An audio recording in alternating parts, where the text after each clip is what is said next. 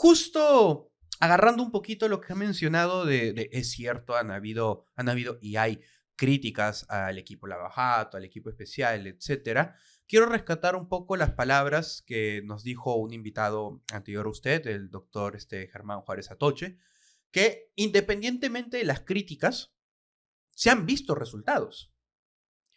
Es cierto que era imposible ver resultados al inicio, porque hablamos de investigaciones largas, crimen organizado, megacasos muy complicados, que el solo hecho de llevarlos a juicio implica no solo tiempo, sino una logística y una preparación increíble, pero que, repito, se están viendo ya a la fecha resultados con varias sentencias. No diré un montón, porque los casos son tan grandes que una sola sentencia es para celebrarlo bastante, y que justo ya ahora sí, hablando sobre su labor como fiscal, en su momento hablé con el doctor Juárez Atoche de algunos casos que él ha estado llevando a cabo, que él ha estado dirigiendo, como el caso de Susana Villarán, como el caso de la sentencia en contra del expresidente Toledo, y de la información que por supuesto tenemos, esa información pública, sabemos que usted está ahorita dentro, por supuesto, de otros casos, pero hay dos en particular de los que me gustaría poder conversar con usted y que nos explique un poquito de qué trata. Primero, el caso Cócteles.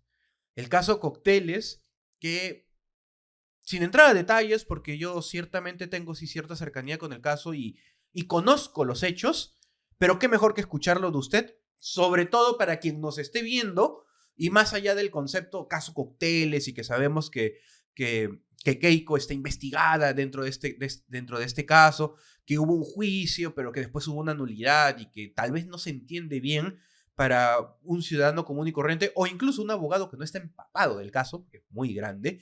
Quisiera que primero nos pudiera explicar, antes del tema procesal, en el caso Cócteles, finalmente, ¿qué es lo que se está investigando? ¿Qué es lo que presuntamente ha ocurrido y que vuestro despacho ha investigado y ha acusado e incluso ha llevado a juicio? ¿Qué es lo que, cuál es el acto o actos ilícitos que hay detrás de toda esta investigación y proceso? A ver, para entender el caso Cócteles, hay que entender qué es la actividad que realizaba la empresa Odebrecht desde el Brasil hacia todo el mundo. Em, a finales del año 2016, la empresa Odebrecht y sus funcionarios claudicaron ante la justicia norteamericana. Es por eso que el 23 de diciembre del año 2016, eh, la Fiscalía General del Estado de Nueva York hace público el acuerdo de culpabilidad de la empresa Odebrecht. ¿Y por qué te digo esta fecha en particular? Porque 2 días después era Navidad. Entonces, yo cuando tengo la oportunidad de dictar algunas charlas, siempre les digo a quienes me están escuchando, imagínense ustedes 2 días antes qué estaban haciendo cuando se da a conocer que en nuestros países Odebrecht no solamente había dado millonarios sobornos, sino que también había financiado campañas políticas, porque el acuerdo de culpabilidad con las autoridades norteamericanas, Odebrecht reconoce eso. Es decir, que tenía un mecanismo bastante complejo para no solamente sobornar funcionarios de los países, sino también para darles dinero a sus campañas como consecuencia de esas ganancias que obtenía de estos contratos corruptos y que luego en una suerte de mecanismo o de inversión de esas utilidades ilícitas las canalizaba para financiar las campañas políticas y así obtener luego la venia de quienes iban a ser las autoridades en esos países. Y el Perú no ha sido la excepción. Han habido muchos países en los cuales se ha dado este fenómeno. ¿Qué es lo que diferencia el Perú de otros países? Es que en el Perú se ha podido tener ese avance que en la actualidad podemos estar hablando ya de condenas, como bien me lo comentas, de al día de hoy 2 expresidentes.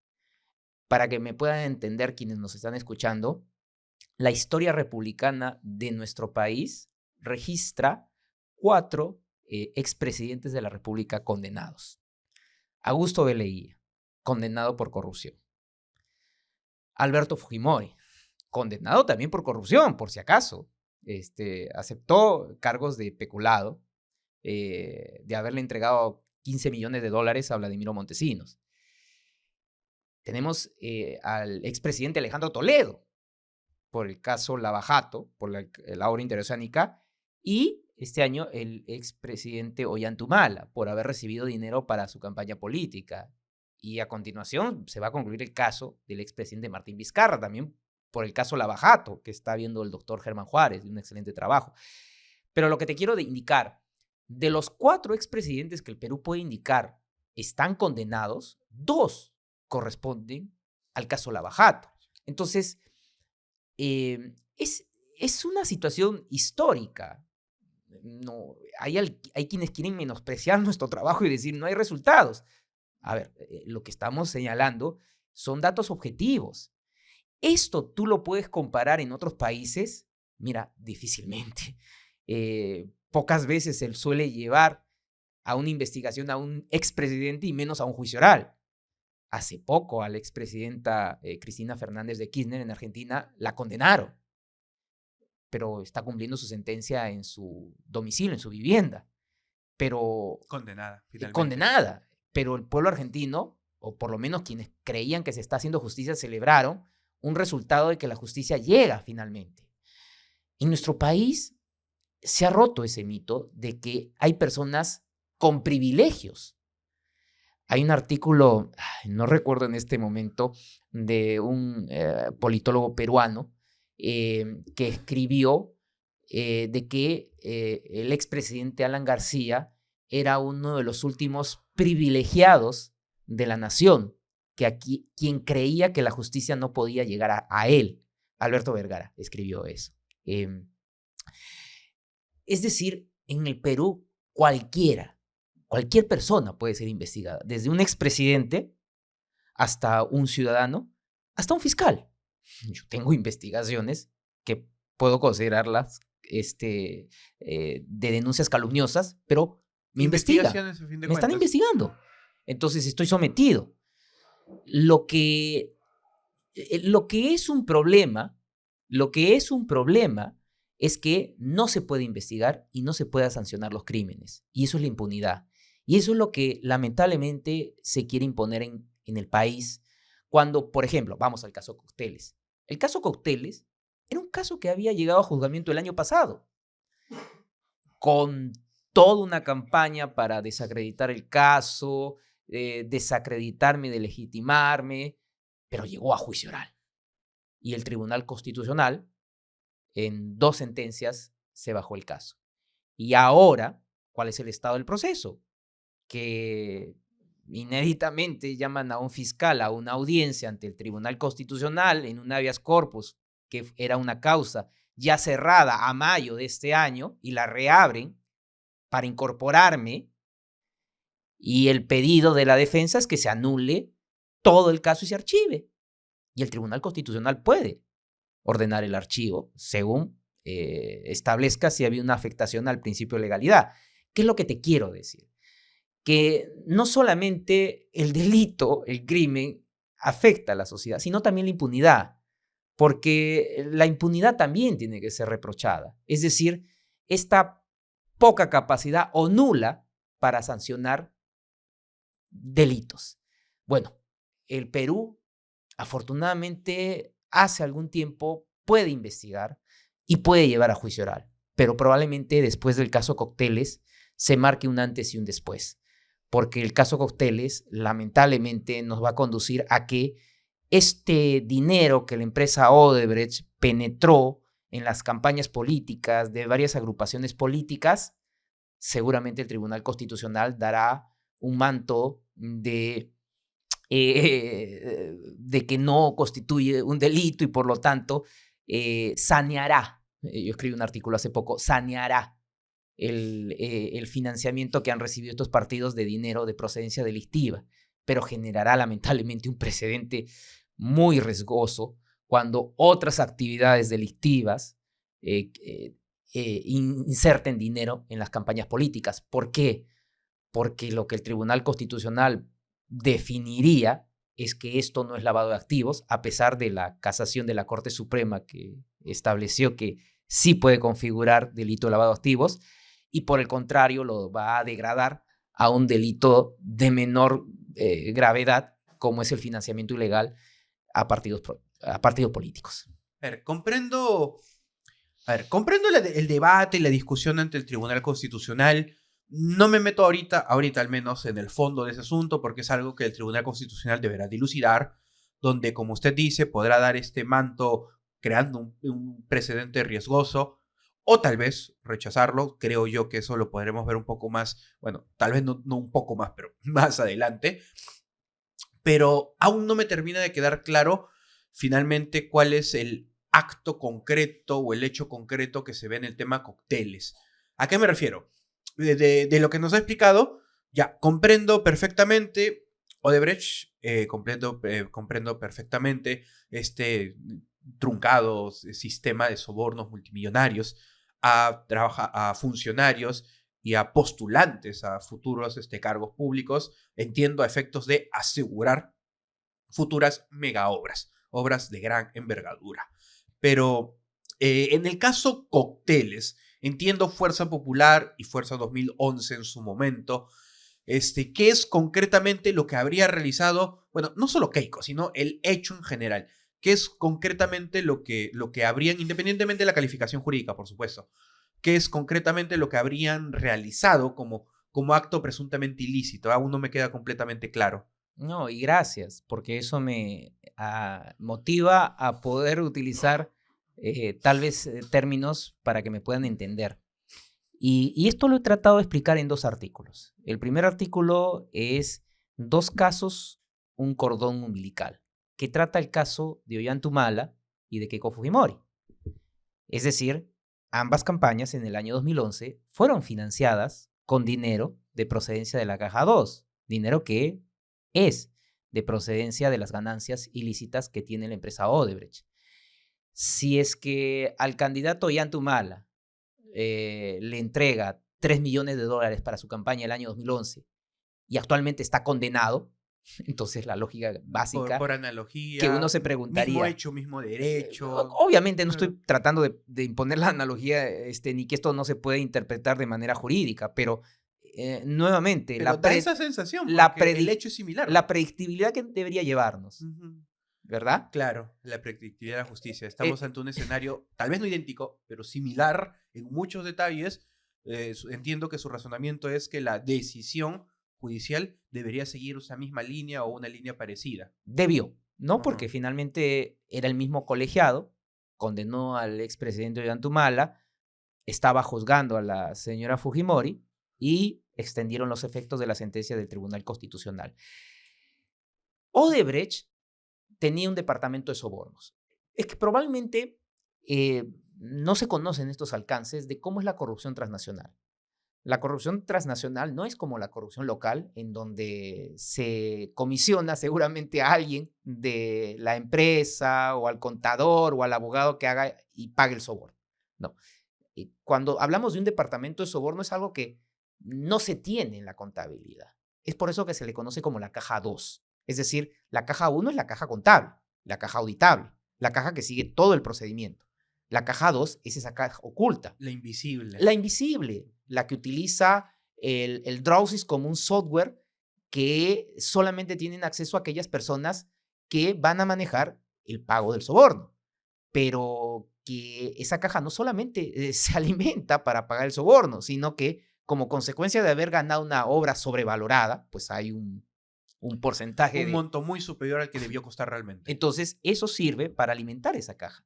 Entonces, ese dinero que se tiene en la caja 2 es el dinero que finalmente se entrega a las campañas políticas.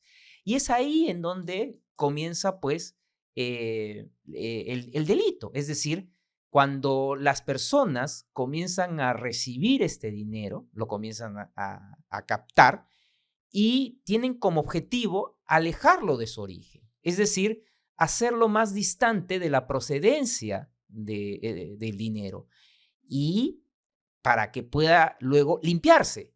¿Qué implica limpiarse? Que ingrese al sistema financiero.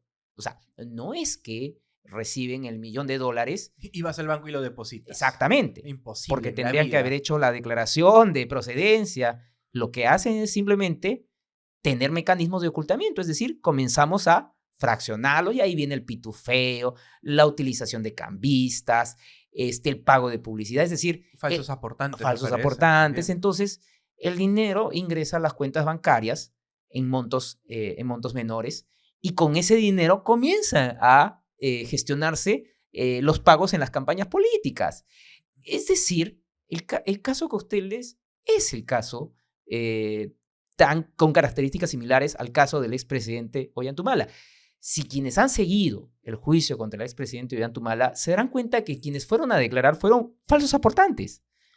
Quienes fueron a declarar fueron cómo se gestionaron estas falsas rendiciones de cuenta. Bueno, el caso Cocteles también tenía esa larga data de falsos aportantes. Claro, esa misma secuencia.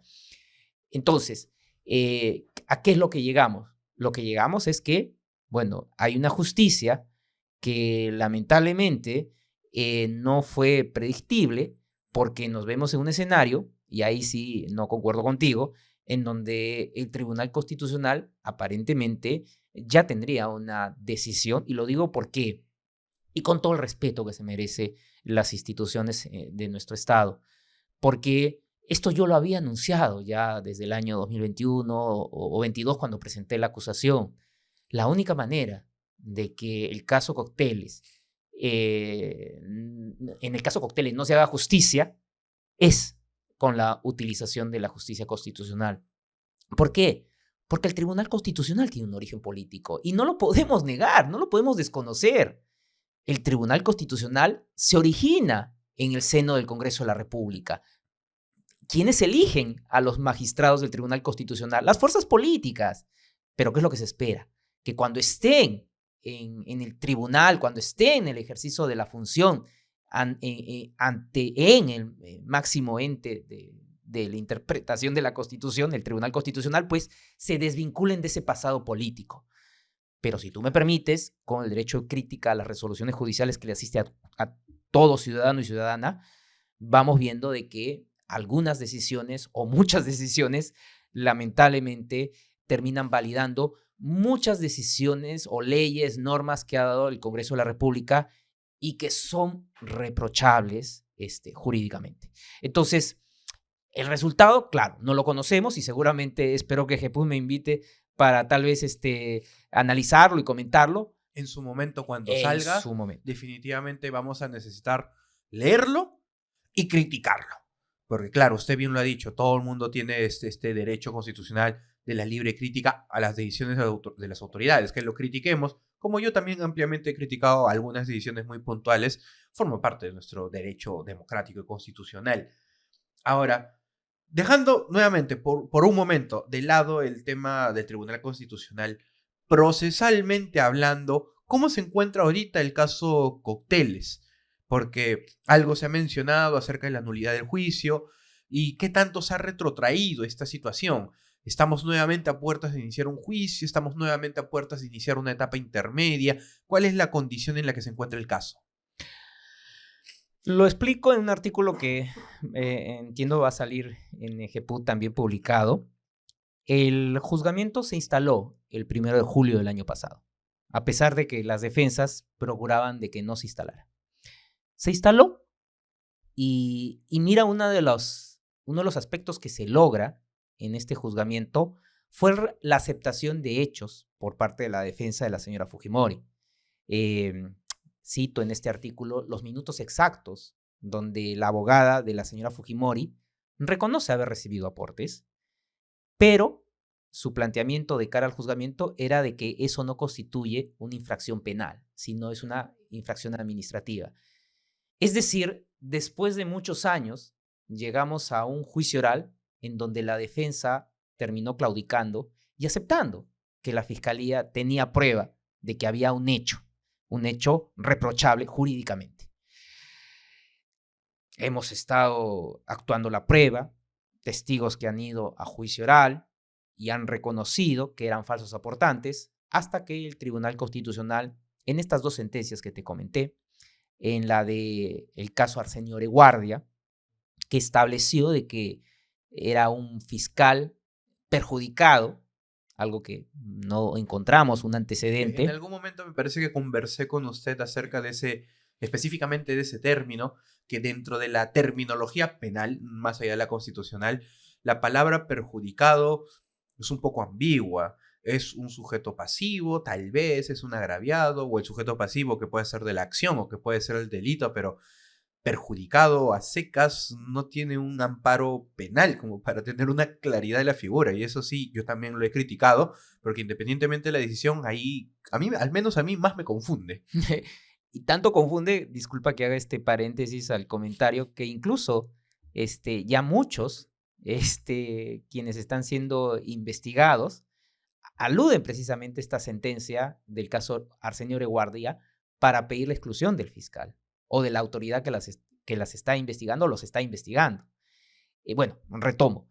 Entonces, bajo ese argumento de que me había perjudicado como consecuencia de los actos de obstrucción, es decir, de que procuraron que los testigos no declaren en la fiscalía o que declaren falsamente, bueno, anularon parte del juzgamiento. Y la estocada final, es decir, lo que propició la anulación de todo el juicio oral fue la sentencia que se dicta a favor de José Klimper, que era acusado, en donde se había señalado que la fiscalía había afectado el principio de congruencia.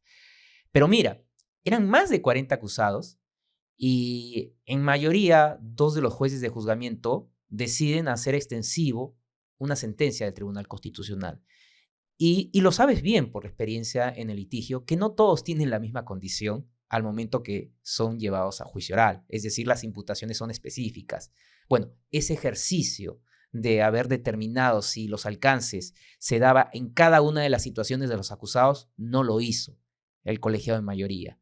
Lamentablemente, la sala confirma esa decisión y anula el juzgamiento y hemos regresado a la etapa de formular una nueva acusación. Se ha presentado de acuerdo a los parámetros que establece el Tribunal Constitucional y estaríamos a la expectativa de que el juez cite a las audiencias de etapa intermedia, pero nuevamente estamos a la espera de lo que el Tribunal Constitucional resuelva. O sea, dentro del proceso penal se regresó, entiendo, a la emisión del requerimiento acusatorio, y también entiendo, si bien no lo dijo, de que el requerimiento, este nuevo requerimiento acusatorio emitido, no el mismo que en algún momento se debatió en la etapa intermedia, ya, entre comillas, para evitar devoluciones, ya debe ser bastante similar, no obviamente no idéntico, pero similar a la versión final que llegó a juicio, porque finalmente si se repite el debate, en teoría los argumentos serían iguales y las decisiones iguales, en teoría, por supuesto. Y esperando nomás que las defensas hagan sus respectivas observaciones dentro del plazo de ley y, bueno, que se convoque audiencia, pero con este pequeño, no sé si decirle preocupación, problema, pero ante este inminente pronunciamiento del Tribunal Constitucional, que si bien es un tema paralelo, va a afectar directamente el caso en el extremo en el que, si se pronuncia en el sentido en el que usted ya está pronosticando. A ver, al menos ya el tema cócteles lo estamos entendiendo.